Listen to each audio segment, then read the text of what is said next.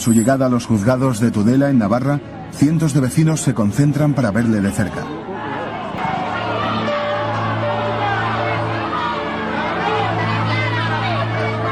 Su cara después de medio año preso ya no es la del atracador orgulloso de sí mismo y que se autoproclama como el solitario. El juez le condena a 47 años de prisión por el asesinato de los dos agentes. Es solo la primera de las condenas que le esperan en un largo periplo judicial que lo mantendrá en prisión hasta que llegue a viejo. Sus días de gloria ya han terminado.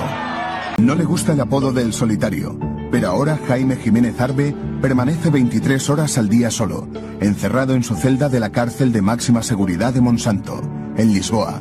Asegura que solo tiene derecho a 1 hora de patio al día y 2 llamadas telefónicas de 5 minutos a la semana, pero sí puede escribir cartas.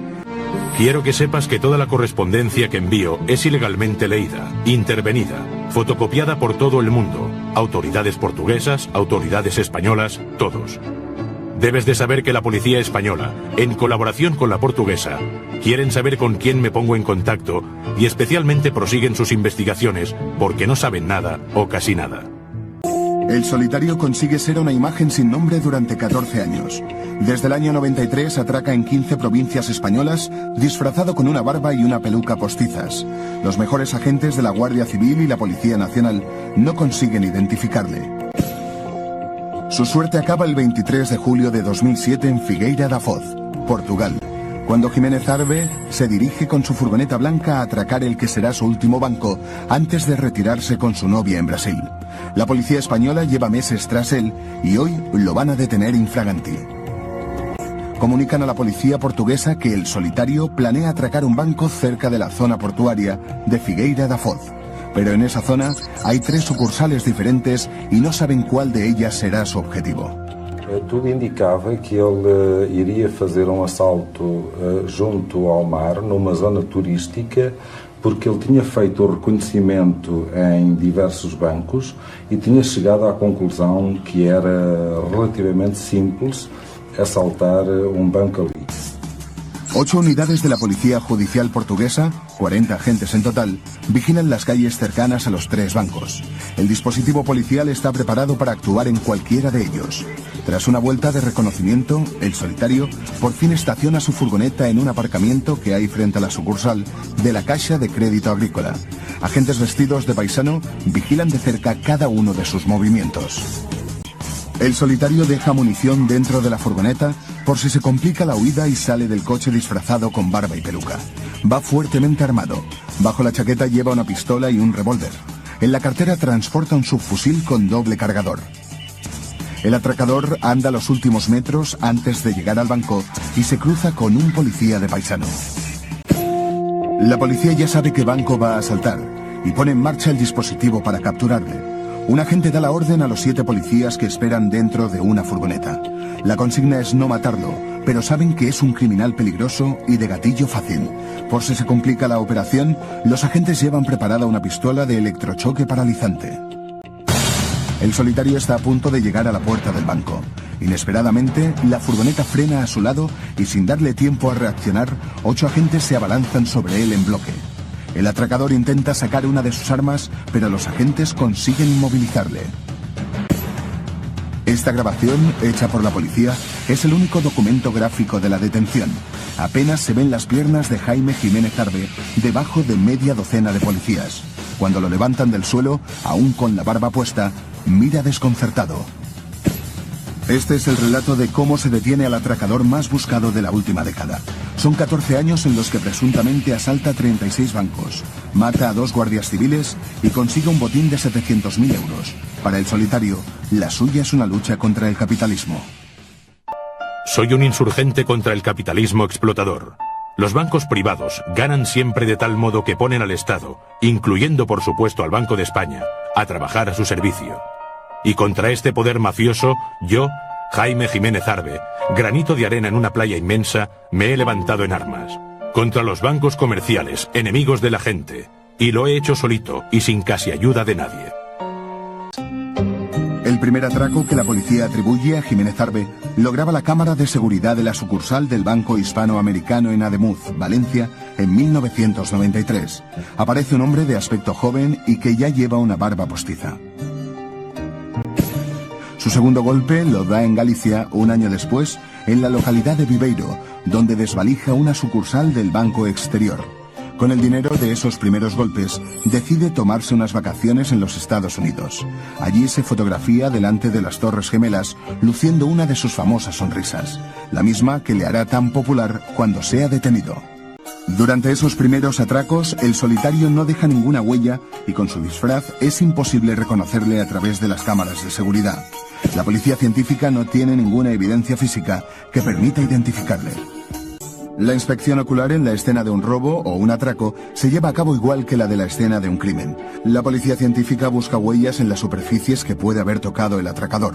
Pueden ser dactilares y también de oreja, por si antes de entrar, el atracador decide apoyarse en la puerta y escuchar si hay alguien dentro. Después de fotografiar la huella, los agentes señalan los puntos característicos que encuentran tanto en el lóbulo como en el hélix, la parte superior de la oreja. Cuando se detiene a un sospechoso, su huella de oreja se superpone a la encontrada en la escena del crimen. Si coinciden, la policía ya dispone de una prueba para incriminarle. Las marcas de los zapatos también pueden ser clave. Si cuando detienen al atracador encuentran su calzado, podrán comparar las suelas y saber si el delincuente es el mismo. Los agentes también recogen cualquier rastro de ADN que haya en la escena del atraco. La boquilla de un cigarro o un pelo pueden ser la clave para dar con el atracador. Pero el solitario nunca deja huellas. Sus manos van recubiertas de esparadrapo, un tejido del mismo color que la carne humana y que permite manipular las armas mejor que los guantes. En 1996, en su tercer golpe, en Badajoz, le surge un imprevisto y tiene que usar por primera vez el arma. Primero amenaza a una empleada del banco apuntándola en la cabeza y después su huida se complica al enfrentarse a tiros con una patrulla de la Guardia Civil. Un agente resulta herido. Yo también resulté herido por disparos de los guardias civiles en un codo. 5 minutos después logré escapar a una emboscada tendida por otras 2 patrullas diferentes en un camino carretero que lleva de Bienvenida a la localidad de Llerena. Lo cierto es que la Guardia Civil de ese atraco obtiene la primera pista para seguir el rastro al atracador. Proyectiles del calibre 45 auto de la fábrica alemana GECO, la que a partir de ahora será la única firma del solitario. La munición del calibre 45 se usa tanto en ametralladoras como en pistolas. Se considera un cartucho muy efectivo porque es capaz de abatir a alguien de un solo tiro. El ejército americano lo usa tanto en la guerra de Vietnam como en la de Corea y actualmente muchos cuerpos de policía de Estados Unidos lo siguen utilizando, entre ellos el FBI. La unidad de rescate de rehenes carga esta munición porque el proyectil suele quedar dentro de la víctima y se evita herir a otras personas. A finales de los 90, el solitario ya acumula 13 atracos y un botín de 27 millones de pesetas. Ya es un atracador profesional, porque puede vivir solo de sus atracos. Pero la suya no es la historia de un delincuente sin oportunidades, sino todo lo contrario.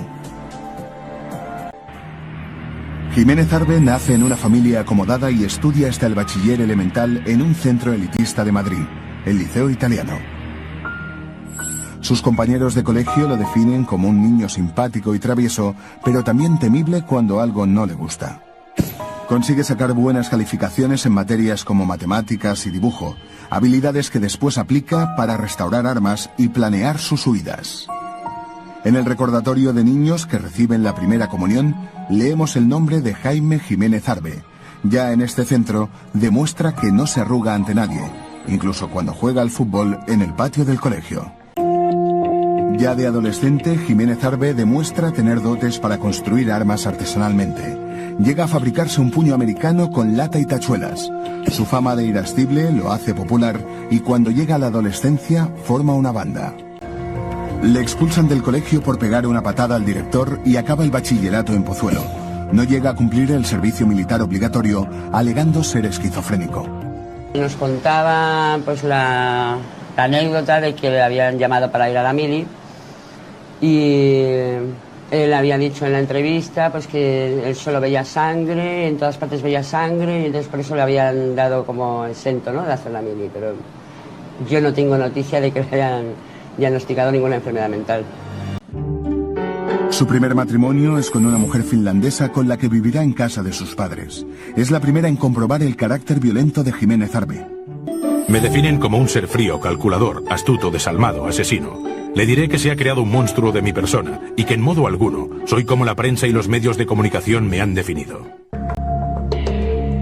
Pero lo que cuenta en esta carta no concuerda con lo que hace en la Vall d'Uixó, en Castellón, el 10 de mayo de 2000.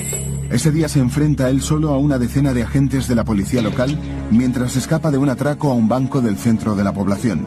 Durante el tiroteo, muere uno de los agentes. El solitario dispara contra los policías protegiéndose detrás de los coches aparcados. A uno de ellos le salva la vida un manojo de llaves que cuelga de su cinturón y que consigue parar la bala. Al otro la bala le rompe la pierna. En la esquina siguiente el atracador se enfrenta con otros dos agentes. Uno de ellos, sin querer, dispara su pistola sin tener en cuenta que su compañero está en la línea de tiro. El policía muere en el acto. El fugitivo escapa por las calles de la Vall d'Uixó.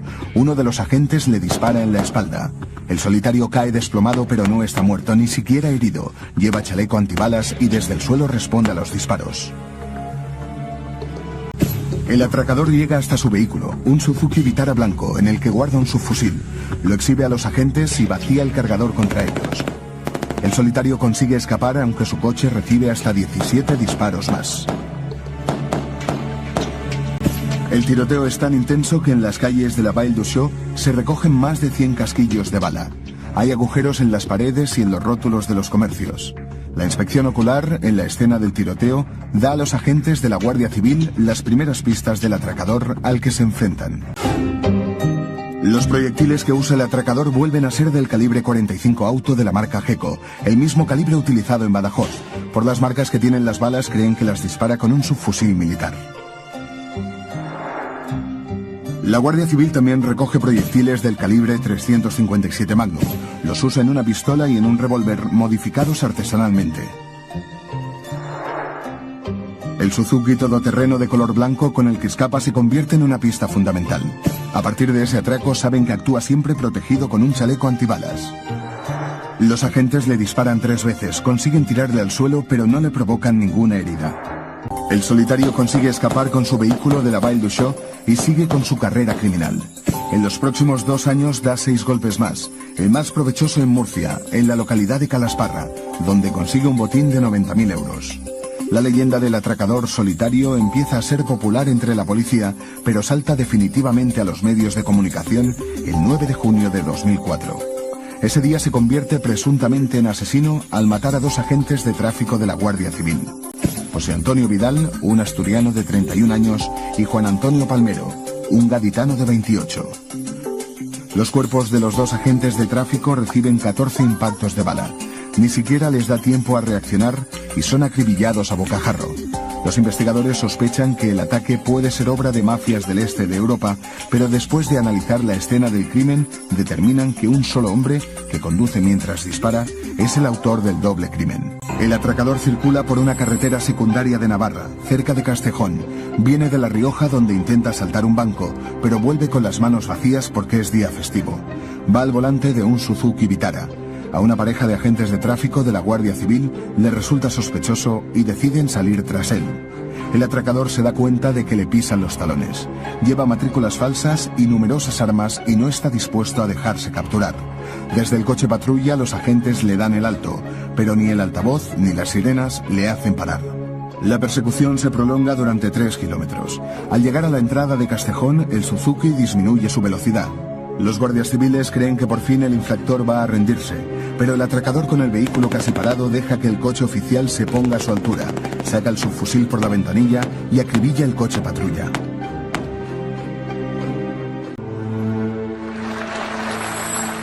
Los funerales por los 2 agentes se celebran en la iglesia de Calahorra. La viuda de Juan Antonio Palmero, casada solo 2 meses antes, llega al funeral rota por el dolor. Agentes de la Guardia Civil y de la Policía Nacional llevan en hombros los féretros de los 2 agentes muertos. A la entrada de la parroquia les esperan sus compañeros de destacamento. Los funerales se celebran en la intimidad por expreso deseo de la familia. Los 2 guardias reciben la Cruz al Mérito con distintivo rojo, la condecoración que se recibe al morir en acto de servicio cuando se afronta un peligro para la propia vida. A la salida se produce uno de los momentos más emocionantes cuando sus compañeros les despiden con el himno de la Guardia Civil. ¡Viva España, viva el rey! ¡Viva el orden, viva el rey! ¡Viva la Guardia Civil! Los casquillos de bala recogidos en la escena del crimen son las primeras pruebas a analizar. La Guardia Civil recoge 23 balas, algunas en el coche y otras en el cuerpo de los agentes. Otra vez son del calibre 45 auto y de la marca alemana Geco. Las marcas que encuentran en los proyectiles son las mismas de las balas de la Baille Duchot. El arma, por lo tanto, es la misma. Un testigo identifica el vehículo desde el que se efectúan los disparos. Vuelve a ser un todoterreno Suzuki, pero esta vez pintado de color verde. El estudio del coche de los agentes sorprende a los investigadores. Según el origen de los disparos, hay un solo tirador que con una mano conduce y con la otra dispara. Son tiros de gran precisión. 19 entran por la ventanilla del copiloto. Jaime Jiménez Arbe niega desde prisión haber matado a los dos agentes de la Benemérita. El solitario siempre va un paso por delante de la policía. Lo tiene todo previsto. Sabe que la Guardia Civil busca el Suzuki utilizado en Castejón y por eso lo desguaza con una sierra radial y lo esconde dentro de una caja en la nave industrial que tiene en Pinto, cerca de Madrid. En esta nave de 250 metros cuadrados y que la policía descubrirá años más tarde, el solitario tiene su base de operaciones. Aquí tiene un torno y una fresadora que utiliza para reparar las armas, además de una completa colección de libros sobre armamento. En su escondite fabrica las matrículas falsas que llevan los vehículos que utiliza en sus atracos. Incluso dispone de un molde de su propia cara para ensayar los disfraces o idear nuevas prótesis que disimulen su fisonomía. Sabe que después de la muerte de los dos guardias civiles, su caza es una prioridad. Por eso tarda 2 años en reaparecer, y lo hace en Sarria, en la provincia de Lugo, donde una cámara de seguridad graba su imagen. Entra con su disfraz habitual de barba y peluca. Se dirige al mostrador principal, inspecciona el banco y aprovecha que una columna del vestíbulo le sirve de parapeto para sacar de su chaqueta una pistola. Su actitud es tan discreta que el resto de clientes del banco no se da ni cuenta de que está atracando. Como siempre, permanece pocos minutos en la sucursal, lo suficientes para coger el dinero que hay en la caja y huir. Esperar a que el director abra la caja fuerte le haría perder demasiado tiempo, pero esta vez solo consigue un botín de 835 euros y, frustrado por haber obtenido tan poco dinero, dispara en la pierna a uno de los cajeros. Su último golpe resulta ser un fracaso, y por eso 20 días después decide volver a actuar. Lo hace por primera vez en la Comunidad de Madrid, en Alcobendas. Hasta ese día sus atracos son en zonas rurales, lejos de las grandes ciudades. En solo 12 meses consigue atracar 7 bancos. La mejor pista que tiene la policía son las borrosas cámaras de seguridad de los bancos donde atraca. El misterioso hombre vestido con traje y disfrazado con barba y peluca se convierte en una obsesión para la policía. Visionan cientos de veces las cintas y extraen un patrón de conducta que se repite en muchos de sus atracos. En esta imagen del solitario se intuyen ciertos bultos debajo de su ropa. Sospechan que puede llevar 3 armas, 2 en el pecho, debajo de la americana, y otra dentro de la cartera. En otro fotograma observan que coloca una cuña para evitar que se cierre la puerta principal del banco. Cuando sale intenta sacarla para evitar que le persigan. Los investigadores ven que en algunos casos utiliza una muleta para acceder a las sucursales bancarias que disponen de detector de metales. Así consigue entrar sus armas sin llamar la atención. La única parte de su cara que no cubren ni la barba ni la peluca son los ojos. Lo que más les llama la atención son unas ojeras muy marcadas. En el cartel que difunde la Guardia Civil se dan las claves para reconocer al delincuente. De 45 a 55 años, de 1,75 m, nariz prominente y ojos azules. Y destacan que posiblemente lleve lentillas de colores. Junto a 3 fotogramas de su imagen extraídos de las cámaras de seguridad, la Guardia Civil difunde la foto de un Suzuki de color verde. Mientras la policía y la Guardia Civil persiguen una imagen sin nombre ni apellidos, Jaime Jiménez Arbe continúa con su vida en un chalet de Las Rozas, en Madrid, en el que vive desde el año 88. Aquí ensaya con su grupo de música folk y cultiva plantas de marihuana. Lejos de tener una vida discreta, su fama entre los vecinos es la de un bronquista siempre dispuesto a pelear. Desde la cárcel de máxima seguridad de Monsanto, en Lisboa, Jiménez Arbe replica que él no es una persona agresiva ni violenta. Yo soy una persona honesta, cariñosa, sensible, amante de los animales y de las personas, que amo a la gente de cualquier raza y condición. Soy un ser humano generoso, valiente, amante del arte, creo que hábil en todas las cosas que hago. Un ser a veces ingenuo, pero si hay algo en mí que sobresale, es el rechazo frontal a las injusticias de las que este mundo capitalista es un vivo ejemplo. El análisis grafológico de la escritura puede servir para definir la personalidad de quien escribe. Las cartas del solitario, sometidas al microscopio de una experta, definen a su autor como una persona narcisista y orgullosa. Sus eses, que dibujan un pequeño gancho, demuestran crueldad, aunque sin duda lo que más llama la atención es que siempre escribe en mayúsculas. En su casa de Las Rozas, Jaime vive solo. Lleva 2 años separado de su segunda mujer, una inglesa con la que tiene en común 2 hijos adolescentes. Aquí puede trabajar elaborando sus disfraces y reparando las armas sin ser oído. Aunque acumula un botín de más de 100 millones de pesetas, no se da una vida de lujos. En sus cartas da pocas pistas de en qué se gasta el dinero. Desde su celda de la cárcel de máxima seguridad de Lisboa, escribe que ha dado dinero anónimamente. Ahora del comedor de su casa cuelga una bandera de Brasil, la nacionalidad de su novia Iris, a la que conoce por internet. Iris, de 39 años, vive en Sao Paulo, es soltera y tiene una hija adolescente. Jaime las invita a las 2 a visitar España y se alojan en su chalet de Las Rozas. Iris vuelve a su país convencida de que su novio es instalador de aire acondicionado. Ella no tiene ningún contacto con el dinero robado. Jiménez Arbe lo ingresa directamente en la cuenta corriente de la madre adoptiva de su novia y lo utiliza para pagar el alquiler del apartamento de Iris y una moto para su hija. Pero para llevar a cabo su sueño necesita más dinero. Por eso elige el que será su penúltimo objetivo, el que dará las claves para su detención, la Caja Rural de Toro, en Zamora. Para este golpe el solitario utiliza el aspecto de los últimos golpes. Va ataviado con gorra, perilla y gafas y llama a la puerta del banco para que le abran. Desde dentro nosotros le indicamos cómo tiene que acceder a ella porque está empujando a la puerta, hay que tirar. Se dirige directamente a caja, le indica que es un atraco, que se eche para atrás. Él accede al patio de operaciones y abre los cajones llevándose el dinero. Va al otro puesto de trabajo, abre los cajones, no se encuentra nada y es cuando él se dirige al cajero pegándole un tiro y alegando de que tenía poco dinero. Los 6.000 euros que hay en el banco no le parecen suficientes y por eso vuelve a disparar a la pierna de un empleado sin intención de matarle. El atraco solo dura 5 minutos. La Guardia Civil utiliza helicópteros y corta los caminos para dar con él, pero el solitario tiene preparada una detallada huida a través de carreteras secundarias y de caminos de tierra.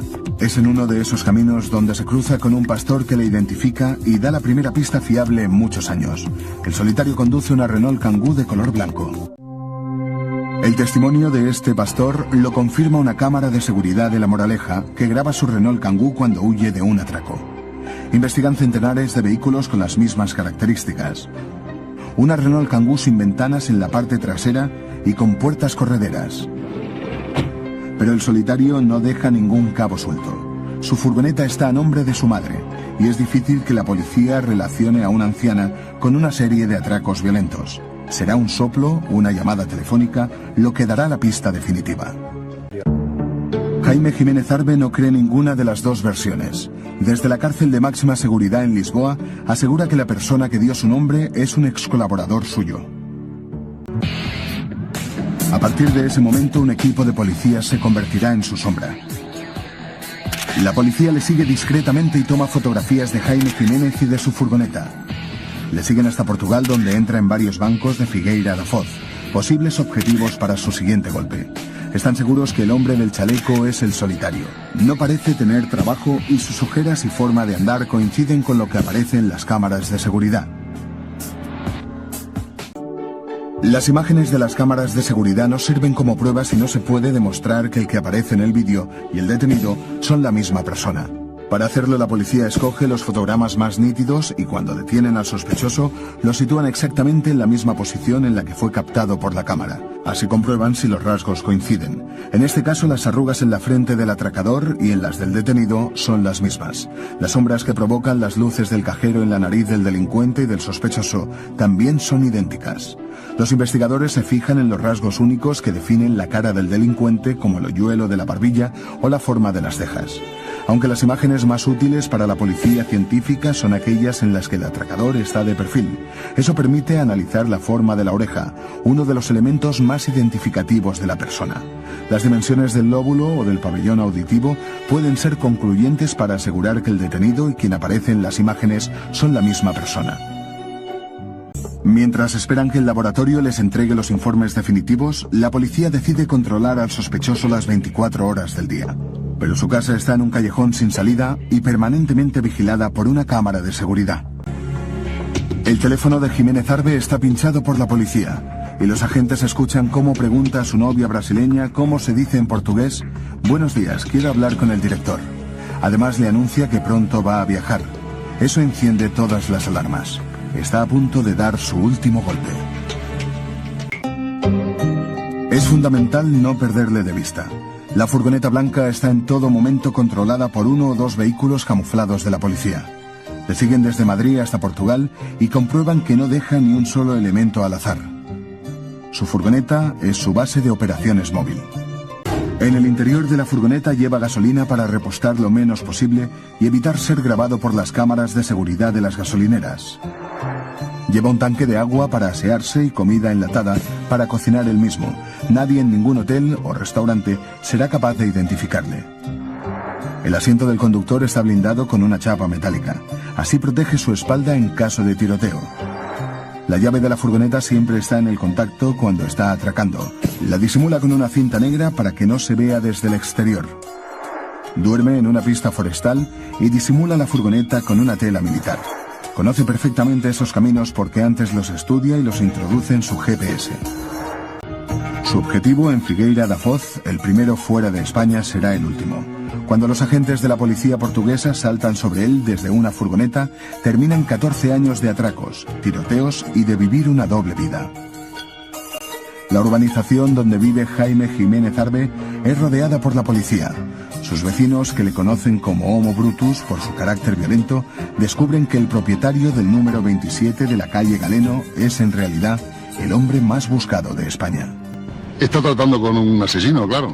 Entonces eso me he sentido muy mal. Un tío de lo peorcito que ha habido aquí, o sea, el peor vecino. A la vecina de al lado la cogió con el coche y la empezó a empotrar contra una pared aquí hace unos años. Pues siempre vestido con un pantalón vaquero, vamos, casi más bien escaso de recursos, fíjate. A pesar de su carácter, Jiménez Arbe no despierta sospechas entre las personas que le conocen. El día después de su detención, los periódicos publican el nombre real de El Solitario y su identidad deja de ser un secreto en el barrio donde vive. Cuando me lo dicen, pues me quedo impresionada. Luego cuando lo veo en la televisión me da pena. Es patético. La figura, no sé, es una pena por sus hijos, por los míos, que llevan su sangre. Es una tristeza. Y luego sientes, vas caminando, ¿no? Primero la sorpresa, luego la pena, porque claro, mis hijos llevan la sangre de esa familia. Eso es una pena. Y luego es la sensación de que, por favor, ojalá ya lo hayan agarrado, que no salga de allí, porque no es buena persona, es muy mala persona. Todos los periódicos españoles y portugueses publican en portada la detención de Jiménez Arbe. Las fotos de su ficha policial, donde aparece haciendo muecas a la cámara, contrastan con su actitud arrogante ante los policías que le custodian, a los que incluso exige un tratamiento militar. Solo se derrumba cuando un policía le recuerda el sufrimiento que provocará en sus dos hijos adolescentes saber que su padre está detenido. Su llegada a los juzgados de Figueira da Foz, en Portugal, reúne a decenas de cámaras preparadas para grabar sus primeras palabras. Pero el solitario entra esposado y con la cabeza agacha. Quando foi para sair e estavam os órgãos de comunicação social de Portugal e de Espanha, falou-se nisso. Então, e agora como é que tu vais sair? E ele, enfim, ficou um pouco na dúvida e nessa altura os nossos inspectores disseram: bem, mas tu és um criminoso importante, a seguir a ti é apenas o Bin Laden, que é o criminoso mais importante. Tu não vais sair de cabeça baixa. E ele disse: tem razão, eu não vou sair de cabeça baixa.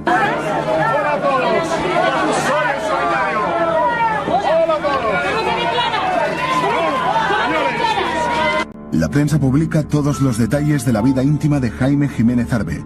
Todo lo relacionado con la vida del solitario, su novia o su familia, llena páginas en los periódicos. La policía y la Guardia Civil despliegan un operativo conjunto en su casa y en su nave industrial con un objetivo prioritario: encontrar las armas con las que presuntamente mata a los 2 agentes de la Guardia Civil en Castejón. Aunque el meticuloso solitario no comete ningún error en 14 años, la policía localiza el subfusil con el que asesinan a los 2 guardias. Las pruebas de balística demuestran que las balas salen del mismo cañón. El 16 de enero de 2008, medio año después de su detención, la policía portuguesa entrega temporalmente a España a Jaime Jiménez Arbe para interrogarle por el asesinato de los 2 guardias civiles. La entrega se hace en el interior de una prisión de Portugal, protegida por un amplio operativo policial para evitar cualquier riesgo de fuga. A su llegada a los juzgados de Tudela, en Navarra, cientos de vecinos se concentran para verle de cerca.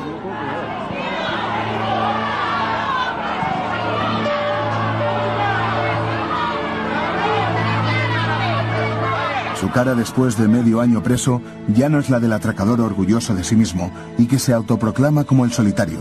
Está mucho más delgado y tiene la mirada triste. El 15 de julio de 2008, el solitario llega a los juzgados desafiante y con un argumento de defensa muy poco creíble. Según Jiménez Arbe, es un terrorista corso, el autor del doble crimen de Castejón. De lo que se siente orgulloso es de expropiar bancos, una manera muy elegante de hablar de sus atracos. El hecho de que yo sea un expropiador de bancos es algo que no he negado en ningún momento. Pero sí le puedo decir una cosa: lo que yo lamentablemente en otras ocasiones he hecho, porque no lo voy a negar, que he tenido enfrentamientos con la policía, siempre han sido enfrentamientos en los cuales he procurado siempre hacer heridos en piernas, para poder escapar. Nunca he tenido intención ninguna de matar a nadie. Si así hubiera sido mi interés el matar a gente, habría otros muchos policías que en este momento estarían muertos. Pero los investigadores aportan pruebas definitivas que señalan al solitario como el autor material de los asesinatos de Castejón. Una testigo protegida se lo cruzó el 9 de junio de 2004 por la carretera en la que murieron los guardias civiles. Ella se había equivocado de camino y circulaba en contradirección. A pesar de los años pasados, reconoció su cara al verlo detenido. Yo empecé a pedirle disculpas, pero él no me atendía. Miraba a derecha e izquierda por el espejo retrovisor y yo cogió algo del asiento del copiloto, que yo pensé que era un móvil, pero claro, no me atendía nada y tuve un momento, pues una sensación muy extraña de peligro, hasta el punto que pensé, si este tiene una escopeta me mata. El solitario, ante la orden del juez, se acerca al cristal donde está la mujer y se aparta el pelo de la cara. Sí, es él. ¿Tiene usted alguna duda de que es él? Ninguna.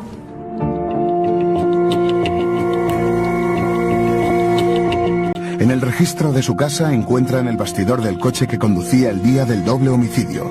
El número de serie está borrado. En su lugar aparece una frase dedicada a los que le han perseguido durante 15 años. La zona que corresponde a donde normalmente se graba este número, en este tipo de vehículos, al descubrirla aparece una frase que, bueno, entendemos que es un tanto burlesca y concretamente dice: Madero, chúpame la polla.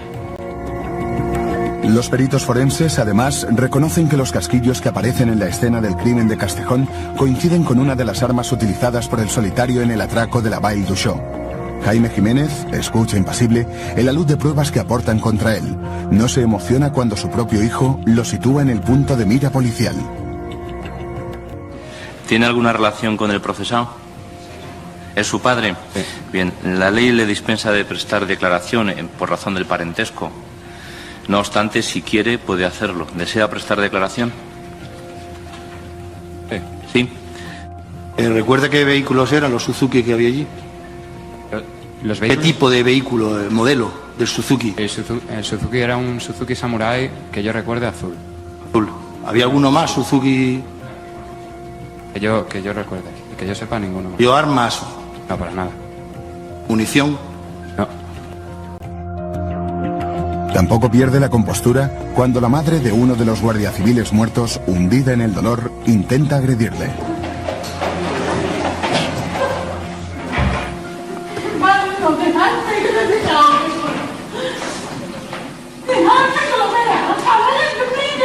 Marches.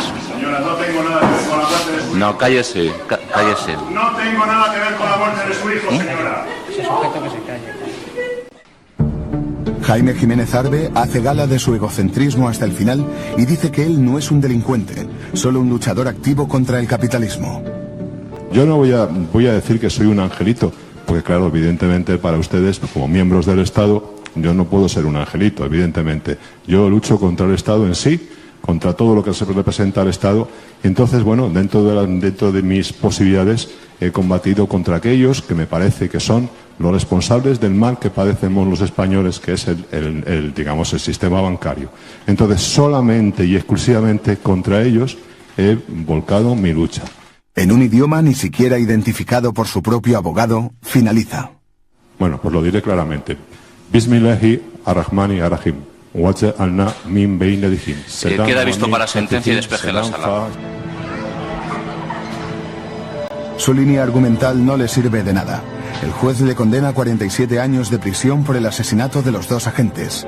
Es solo la primera de las condenas que le esperan en un largo periplo judicial que lo mantendrá en prisión hasta que llegue a viejo. Sus días de gloria ya han terminado.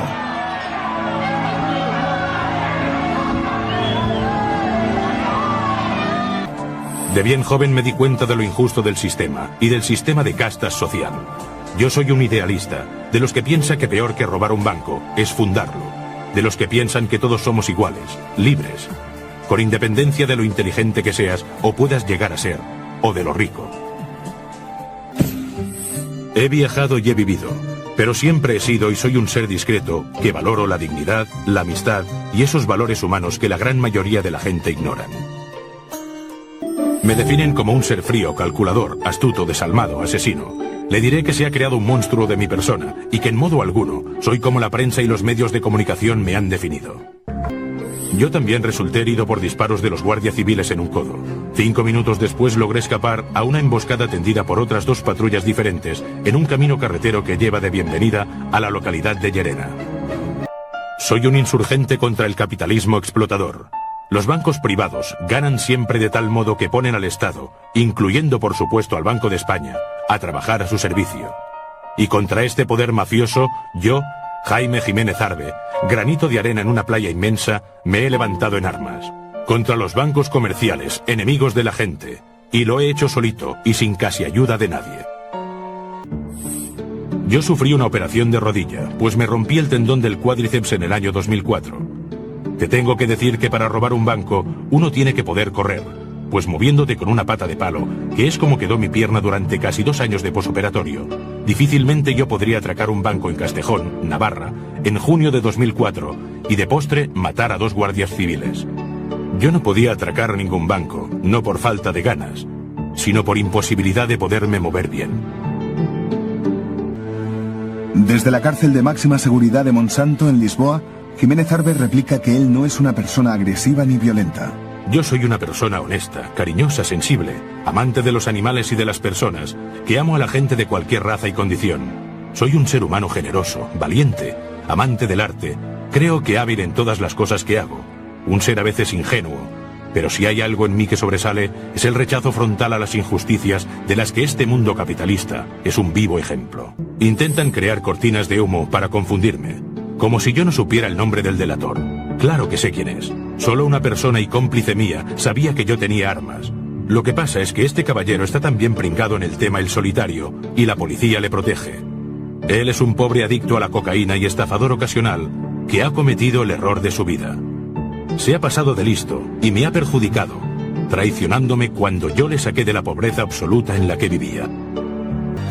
Han tomado teléfonos y fotos personales de mi novia brasileña, divulgándolas sin permiso por las televisiones de España. Se ha hecho mucho daño a personas inocentes y ajenas totalmente a mis actividades. Toda esa prensa amarilla, seria, menos seria, ha bailado al son que le ha marcado la policía. Esa misma banca privada que controla todos los registros, directa o indirectamente del país, conforma la opinión de las personas y deforma a su antojo la realidad. Pues ¿qué quieres que te diga? No quiero ser carnaza para los tiburones. El hecho mismo de ya haber sido enjuiciado y condenado ya anticipadamente por los medios de comunicación me hace pensar en que no puedo gozar de la presunción de inocencia. Hasta Aníbal Lecter, El famoso personaje de ficción tenía mejores condiciones de vida que yo. Con decirte que tengo envidia de cómo viven los prisioneros de Guantánamo en Cuba, te lo digo todo. Solo, encerrado y sin dinero. Y remata su carta con una frase. Solo, pero nunca solitario.